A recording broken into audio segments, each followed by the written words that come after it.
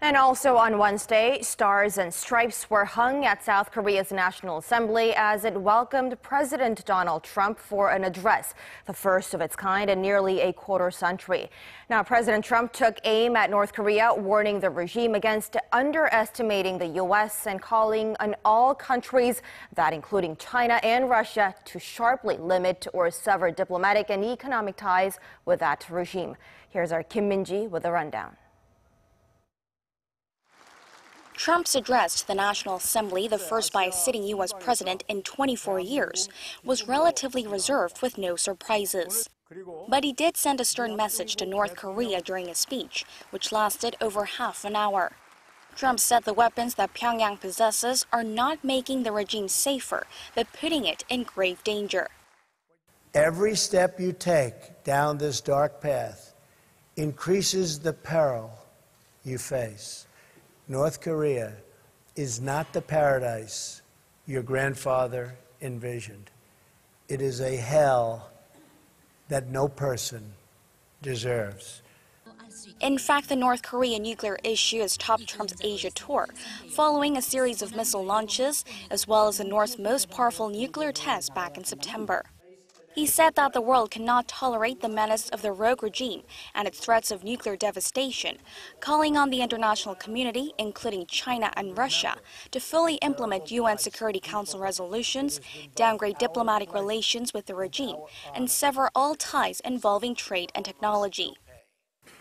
All responsible nations must join forces to isolate the brutal regime of North Korea, to deny it and any form of it, you cannot support, you cannot supply, you cannot accept.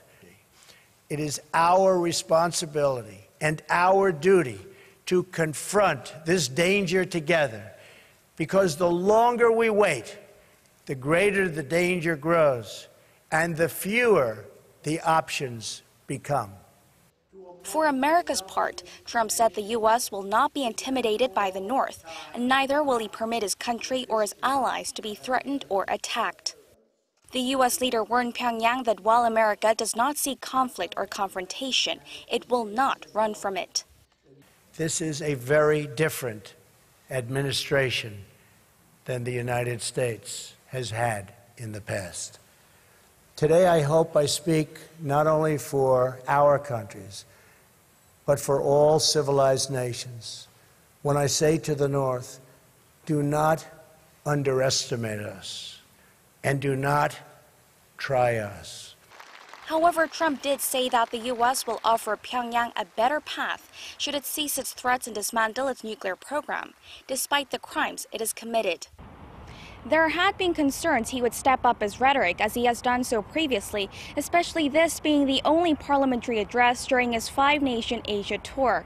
It instead was more or less in line with comments he made Tuesday during summit talks with President Moon Jae-in, in which he called on North Korea to come to the table and make a deal. Kim Min-ji, Arirang News.